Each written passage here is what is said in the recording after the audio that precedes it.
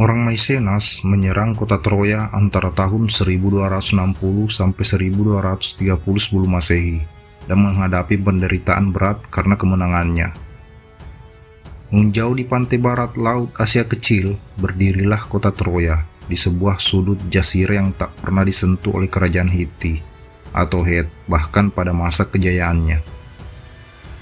Pada tahun-tahun ketika Babylon dan Assyria, Wasukani dan Hattusas bertempur untuk merebut kekuasaan atas daerah dari kepala Teluk Persia sampai pantai Laut Tengah dan ke utara sampai Laut Hitam. Terdapat banyak suku pegunungan, kepala klan gurun, dan kota kuno yang tetap merdeka, bebas dari kekuasaan kerajaan-kerajaan yang giat melebarkan wilayahnya. Troya adalah salah satu dari kota-kota itu.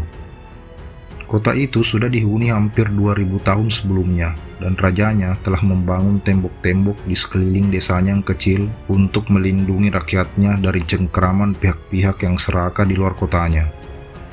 Selama beberapa abad sebelumnya, kota itu terbakar, kemudian dibangun kembali, menjadi kumuh kemudian dipugar, mengecil kemudian berkembang kembali, berulang-ulang kali, dan meninggalkan lapisan demi lapisan bekas pendudukan. Pada waktu Ramses II dan Hattusilis III merundingkan perjanjian, Troya yang letaknya tidak terlalu jauh di sebelah barat kerajaan Het atau Hiti yang tengah berkembang, berada termasuk dalam wujud inkarnasinya yang ketujuh. Troya adalah kota yang kaya, yang tidak sangat memerlukan makanan dan barang-barang dari luar. Troya terletak di sebuah daratan yang memiliki banyak lahan pertanian yang subur. Ada ikan di perairan dekat kota itu, biri-biri di padang rumputnya, dan Troya terkenal dengan kawanan kudanya yang memakan kelebihan gandumnya. Antara tahun 1260 dan 1230 sebelum Masehi, Troya dilahap api dan perang. Tembok-temboknya diruntuhkan, dan terjadilah pembantaian. Tulang berulang manusia berserakan di jalan-jalan dan tidak dikuburkan. Kisah dari awal peperangan dituliskan 500 tahun kemudian di dalam Iliades. Jika kerangka ceritanya yang berkisar seputar murka dewa dicabut, daging ceritanya sendiri cukup lugas. Menelaus, Raja Sparta, sebuah kota Yunani, menikah dengan seorang putri raja dari Argos, sebuah kota yang terletak di sebelah utara Sparta. Putri itu, Helen atau Helena, menarik pandangan Paris yang mata keranjang. Ia adalah putra Raja Troya, seorang petempur yang cukup berani, namun ia suka main perempuan. Paris merayu Helen, kemudian memboyongnya ke Troya. Suami Helen, Menelaus, bertekad membalas dendam dan mengajak saudaranya Agamemnon untuk membantunya menyerang Troya. Agamemnon adalah raja di Raja Yunani, dan karena itu ia mengajak semua kota di Yunani untuk menggabungkan pasukan mereka dan berlayar dengan armada gabungan menuju Troya untuk membalas dendam atas penghinaan terhadap saudaranya. Mereka tiba di pesisir Asia Kecil, tetapi terhalang oleh keperkasaan tentara Troya dan tingginya tembok kota Troya. Berhentilah mereka di sana sambil mengepung kota itu selama 10 tahun. Pengepungan kota merupakan drama sentral Iliades, yang merupakan sepak terjang petempur besar Achilles yang berasal dari Thessalli, sebuah daerah pegunungan di bagian utara semenanjung Yunani. Pada akhir Iliades, kita telah mengenal banyak hal tentang Achilles, tetapi tentara Yunani masih berada di luar tembok Troya, dan Raja Troya, Priamus atau Priam, masih menduduki tahtanya. Perang sendiri terjadi di luar arena. Pada awal kisah epik pendamping Odyssey, pengepungan sudah selesai. Troya telah dijarah dan tentara Yunani sedang dalam perjalanan pulang. Kisah kejatuhan kota Troya di tangan tentara Yunani yang mengepung diceritakan sepotong-sepotong oleh berbagai penyair Yunani, tetapi tampil dalam bentuk yang paling lengkap jauh sesudahnya dalam buku kedua Aeneid, karya penyair Romawi Vergilius. Ketika orang Yunani yang lain dengan gaduh dan kentara pergi menjauh, orang Troya yang mengira bahwa kuda itu adalah persembahan kepada dewi perang Romawi Minerva menariknya memasuki kota, tanpa menghiraukan berbagai pertanda buruk. Mereka berpesta pora dalam kemenangan, terlelap tidur karena mabuk, dan para petempur Yunani pun turun dari perut kuda. Mereka menghambur ke kota yang terlelap tidur karena mabuk, membunuh para penjaga dan membuka semua gerbang kota guna memberi jalan kepada pasukan utama untuk masuk dan bergabung dalam rencana penyerangan yang sudah diatur. Kota dilahap api, di sini orang Yunani menjadi tuan. Baik Vergilius maupun Homerus melukiskan perang pada abad ke-13 itu dengan menggunakan bahasa dan konvensi, baju perang dan senjata, masalah politik dan toko-toko dari zaman mereka sendiri. Tetapi sekali lagi sebuah puisi melestarikan inti dari suatu kejadian sejarah.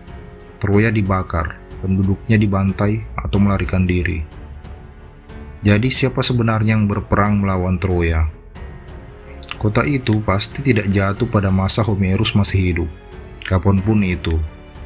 Pendapat umum para sejarawan memperkirakan masa kehidupan Homerus sekitar tahun 800 sebelum Masehi. Ia mungkin hidup pada masa yang sedikit lebih awal, tetapi mustahil ia hidup jauh sebelumnya pada tahun 1230 sebelum Masehi, yang merupakan tanggal kemungkinan paling akhir yang dimungkinkan oleh arkeolog untuk membakar Troya. Homerus menyajikan cerita dari masa yang lebih tua.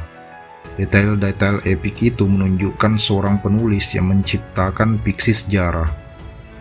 Seorang penerjemah mengemukakan misalnya bahwa tokoh Nestor dalam karya Homerus, raja dari Pilos, minum dari sebuah cangkir yang di bagian atasnya terdapat wujud dua merpati. Sebuah cangkir serupa itu ditemukan di dalam reruntuhan Maisenas. Pada tahun 1260 sebelum Masehi, ketika cangkir berujung dua merpati itu digunakan, raja-raja Maisenas, Thebes, Athena, dan Pilos telah membangun kota mereka menjadi sebuah kerajaan kecil, dikelilingi tembok dan dihubungkan dengan jalan kereta yang mulus. Knossos yang letaknya di seberang laut Kreta mungkin dipimpin oleh seorang penguasa Maisenas. Tetapi pada tahun 1350 kota itu telah dihancurkan sama sekali.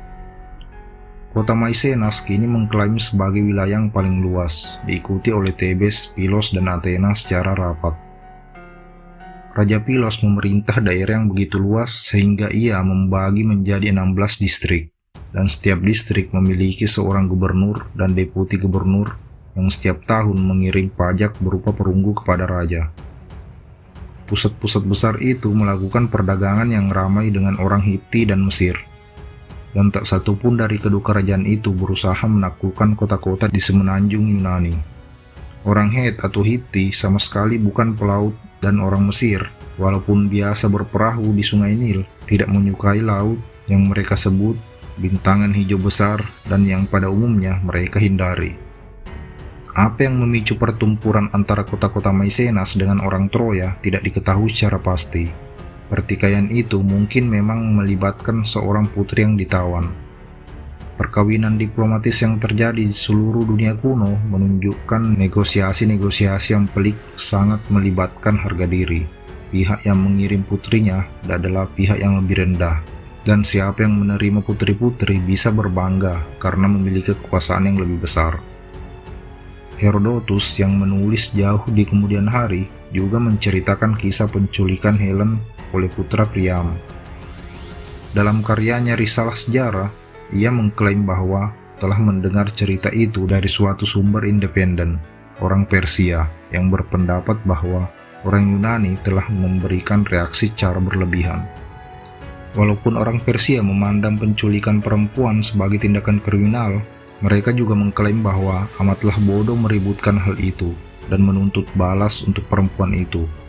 Begitu ia diculik, tindakan yang masuk akal kata mereka adalah tidak memberikan perhatian akan hal itu, karena sudah pasti perempuan itu sendiri dengan sukarela berpartisipasi dalam penculikan dirinya. Kalau tidak, penculikan tentu tidak terjadi. Observasi ini telah membawa Herodotus kepada suatu penjelasan tentang permusuhan yang terus berlangsung antara orang Yunani dan orang Persia. Terdapat suatu anakronisme lain lagi, karena Persia belum ada ketika Troya dijarah. Namun, kisah itu menunjukkan bahwa kota-kota di semenanjung Yunani dan kota-kota di Asia Kecil telah saling membenci sejak awal. Robert Graves telah mengemukakan bahwa penculikan itu meskipun nyata adalah tindakan balasan atas serangan orang Maisenas ke daerah Troya pada waktu sebelumnya. Penculikan Helen menghidupkan suatu permusuhan yang sudah ada selama berapa tahun. Bagaimanapun mulainya permusuhan itu, orang Maicenas memenangkan pertarungan dan Troya jatuh. Tetapi tidak lama kemudian, orang Maicenas mulai terperosok jauh dari puncak kegemilangannya. Kota-kotanya menciut, menjadi kumuh, dan semakin tidak aman. Kemerosotan itu mungkin sudah mulai sebelum pengepungan Troya. Thucydides menuturkan bahwa perang berlangsung selama bertahun-tahun karena orang Maicenas yang menyerang tidak memiliki uang untuk mencukupi diri mereka. Karena kehabisan makanan, mereka harus menyisihkan sebagian waktu untuk bercocok tanam dan melakukan serangan sebagai bajak laut ke Aegea, bukannya berperang tanpa berhenti. Perang dengan Troya justru mempercepat kemerosotan itu. Dalam Odysseus, kita membaca bahwa kemenangan atas Troya merupakan suatu kemenangan yang menyebabkan nama raja berikutnya, Pyrrhus, digunakan dalam suatu ungkapan. Suatu kemenangan yang menyengsarakan pemenangnya hampir sebesar kesengsaraan pihak yang dikalahkan. Odysseus menggemakan nada pengkabungan. Dalam kata-kata Nestor, Raja Pylos, meskipun orang Maicenas menang, kisah mereka adalah sebuah kisah sedih. Dengan gontai, para pahlawan Maicenas pulang ke rumah dan mendapati rumah tangga mereka yang buyar. Anak-anak dibunuh, para bangsawan menjadi maling, panen dijarah, dan istri diseroboti lelaki lain. Kedatangan mereka justru menambah keresahan. Kedatangan terlambat para pahlawan itu ke rumah mereka, tutur Thucydides, menyebabkan banyak revolusi dan perpecahan terjadi hampir di segala tempat. Puncak kemenangan Maicenas telah lewat dan tak akan pernah datang lagi. Terima kasih sudah mampir. Silahkan komen untuk saran dan kritiknya.